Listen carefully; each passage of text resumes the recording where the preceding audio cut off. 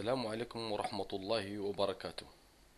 معكم أخوكم كمال والسيمو، مبادرة منا إلى جميع الإخوان والأخوات، ونظرا لطلباتكم المتكررة على صفحتنا على الفيسبوك حول تقديم دروس في الإعلاميات. المواضيع التي سنطرحها والدروس ستكون إن شاء الله طريقك لتعلم الكمبيوتر من الصفر. وهنا لا نقتصر فقط على الناس الذين مستواهم جيد في الإعلاميات واستعمال هذه الأداة، لا بالعكس، حتى اسم الدروس الكمبيوتر للجميع والإعلاميات للجميع. أكيد ستجدون كل ما يهمكم من معلومات نظرية وتطبيقية. وإن شاء الله موضوع الكمبيوتر للجميع سيكون عبارة عن سلسلة متصلة من المواضيع التي سنشرح من خلالها مبادئ الكمبيوتر من البداية. ستكون حول الفقرات الآتية: الفقرة الأولى أو الدرس الأول حول مفهوم الكمبيوتر، ونبدأ عن تاريخ الكمبيوتر وكيفية التعامل مع هذا الجهاز ومكوناته الأساسية ودراستها وكيفية تركيب المكونات الأساسية وتعريفها. وكذا سنتطرق على إيجاد حلول بعض الأعطاب التقنية المتداولة. والفقرة التالية أو الثانية أو الدرس الثاني حول مفهوم نظام التشغيل، التعريف ببعض الأنظمة كالويندوز ولينكس. ما هو نظام التشغيل لينكس وكيف التعامل معه، وما هو الفرق بينه وبين الويندوز؟ ما هو نظام الويندوز وكيف نتعامل مع الويندوز؟ كيف نقوم بتثبيت الويندوز، نسخة الويندوز، وكيف نتعرف على كل المكونات هذا النظام.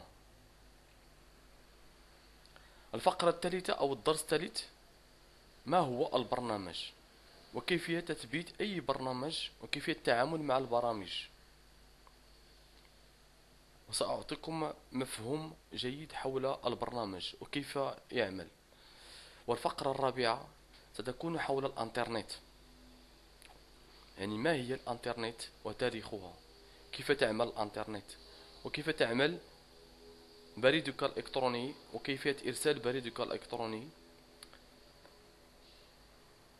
هنا سنتطرق كذلك كيف تعمل تحميلا لأي شيء من الانترنت، أفضل طرق للبحث، وكيفية تركيب ADSL في البيت. وسنتطرق كذلك إلى بعض حلول أعطاب الانترنت المتداولة على شبكتك. وفي المحور الآخر سنتطرق عن تعريف الفيروسات، كيف يعمل الفيروس وأنواع الفيروسات، وكيف نحمي الجهاز من الفيروسات، وكيفية استخدام البرامج المضادة للفيروسات. سنتطرق كذلك بالتعريف بالهاكر، فالكل يسمع عن الهاكر والكل يسمع عن الاختراقات، وهنا سنتكلم عن تاريخ الهاكر وأنواع الهاكر، كيف يخترق الهاكر جهازك، وما هي الطرق الاختراق والوسائل التي يستعمل الهاكر والبرامج.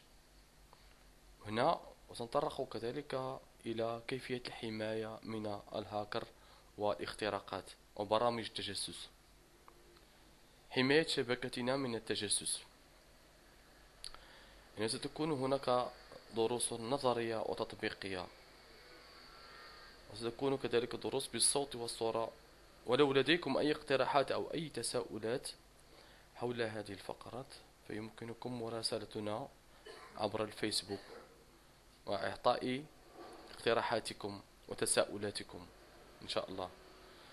وسننطلق إن شاء الله بالدرس الأول حول تعريف الجهاز. سنلتقي إن شاء الله في الفيديو المقبل إن شاء الله، والسلام عليكم ورحمة الله تعالى وبركاته.